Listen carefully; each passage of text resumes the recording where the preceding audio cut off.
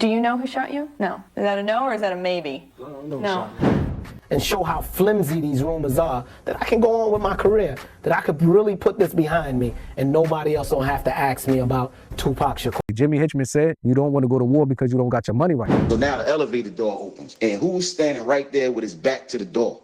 Sean Puffy Combs. What do you think the conversation with Jimmy Henchman and Andre Harrell and Puff in that office when they know Tupac is coming up there? Hold that thought. I'm about to straighten this out. He gonna stop talking reckless to me and end up Pac getting shot like that. I just want to send another message out to the dudes that shot me. I'm still here. All 5 bullets touched me, but you couldn't kill me.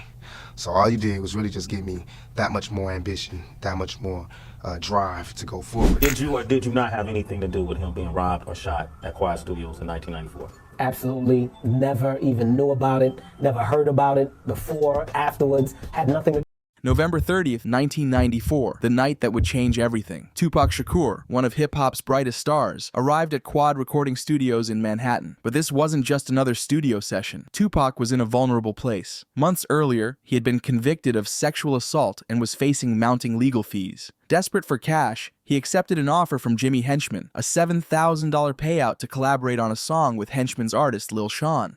Tupac walked into Quad Studios that night with his close friend Randy Stretch Walker and a few other associates. But as he stepped into the lobby, 3 armed men confronted him. Their demands were clear hand over the jewelry and cash. Tupac, never one to back down, initially resisted, but in a flash, the situation turned violent. Gunfire erupted. Tupac was shot 5 times and left bleeding on the floor, while the assailants made off with $40,000 worth of his jewelry. The attack was brutal, but what followed was even more devastating. Tupac didn't believe this was a random robbery. He suspected it was a setup, orchestrated by people he once trusted. His suspicions fell on figures in the music industry, including those close to Sean Puffy Combs and Biggie, who coincidentally were also at Quad Studios that night. But Tupac's mistrust didn't stop there. He also pointed the finger at Haitian Jack, a man he had once considered a friend, and others in his inner circle. I was getting a page from this guy, telling me that he wanted me to rap on the record. He'd been asking me for a while to rap on the record because it's gonna be a song with me and Big and all this. He said, we need you, whoop-de-whoop.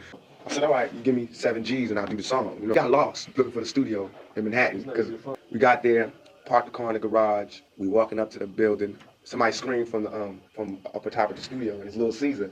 He's like Biggie's, side man. Right? That's my homeboy. I've been knowing him since before they came out. So as soon as I saw him, all my inhibitions about, this could be a setup was relaxed. For Tupac, the Quad Studio shooting wasn't just an attack. It was a betrayal. It deepened his paranoia and fueled his belief that the industry he loved was turning against him. The incident became a flashpoint in the growing East Coast-West Coast rivalry, a feud that would soon consume hip-hop. And at the center of it all was Tupac, a man fighting to survive in a world where loyalty was scarce and danger lurked around every corner. One of the most infamous figures in Tupac's story is Haitian Jack, a flashy, mysterious figure whose relationship with Tupac went from friendship to outright betrayal.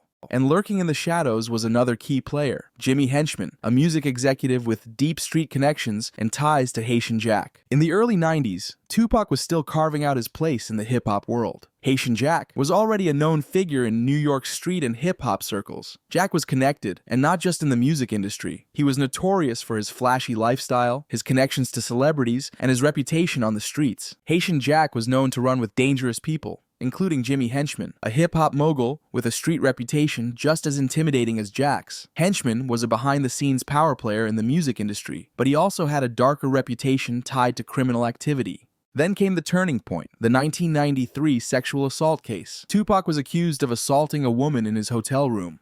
In 1993, Tupac met Ayanna Jackson at Dell's nightclub in New York City. They shared a brief encounter on the dance floor, and later, consensual intimacy at Tupac's hotel room. But what seemed like a fleeting moment would soon spiral into a nightmare.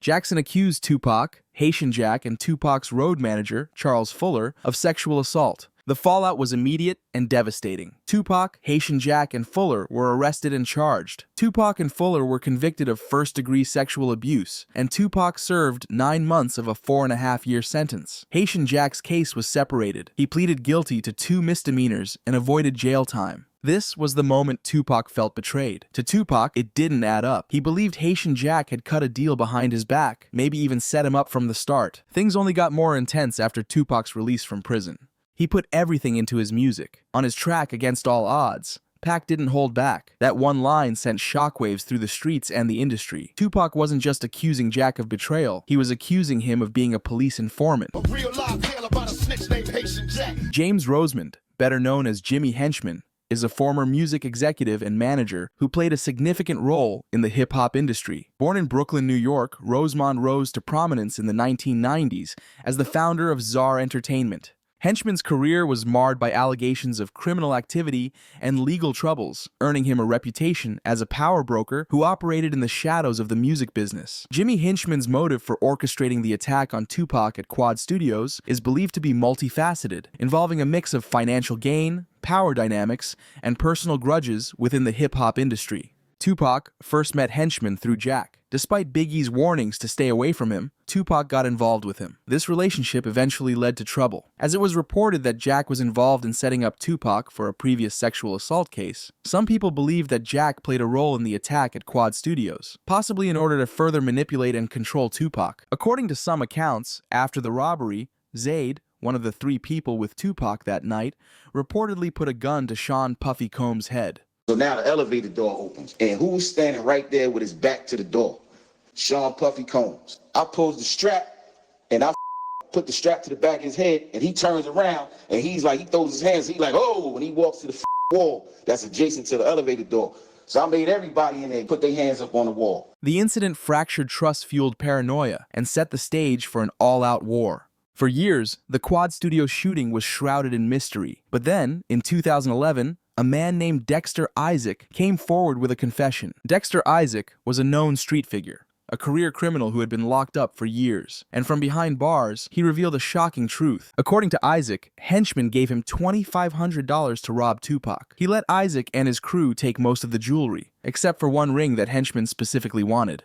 According to Isaac, Stretch Tupac's own friend helped set him up. Isaac stated that Stretch was paid $2,500 by Jimmy Henchman to orchestrate the attack. He described Stretch as being in communication with Henchman and providing updates on Tupac's movements, which facilitated the ambush.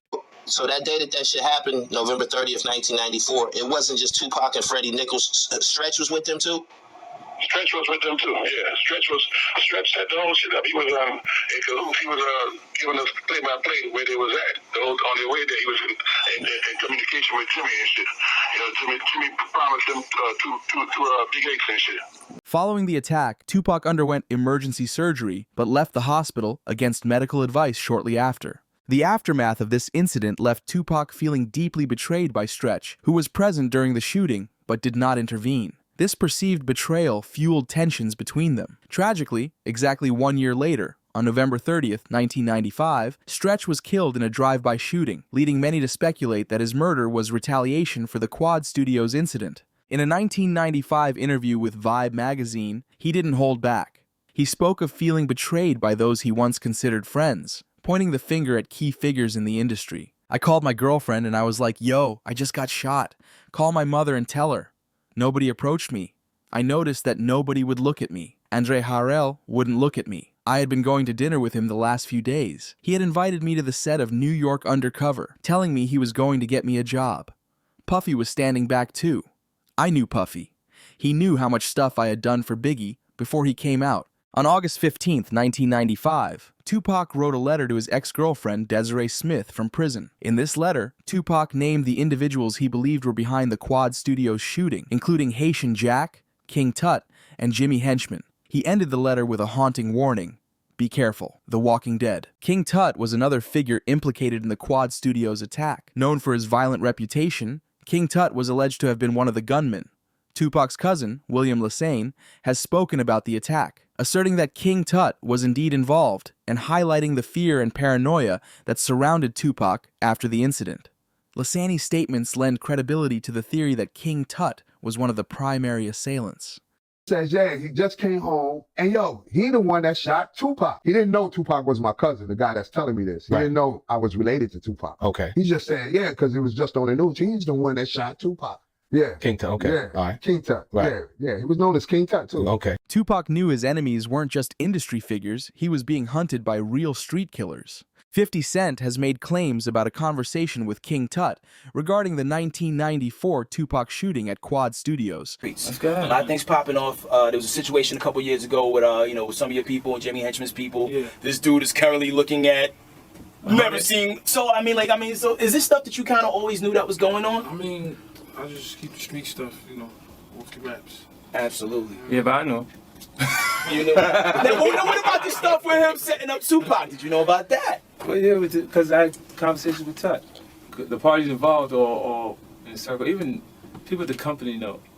So is there some more things that you think we're going to find out within the next, I don't know, But those things didn't matter. Like, even the kid, the reason why you know this is because old boy made a statement. He said, and apologized to Pac mom, for actually doing it. Because he said he gave him a few dollars to do it, like $25, something like that. The betrayal cut deep, and Tupac wasn't one to let it slide. Rumors began to swirl that Tupac and his Death Row Records CEO, Suge Knight, placed a $100,000 bounty on King Tut's head. 2 years later, in 1996, Tupac was gunned down in Las Vegas. Some believe it was a result of the rap war he helped ignite. Others say the enemies he made, including people like Jimmy Henchman and Haitian Jack, played a role in the events that led to his murder.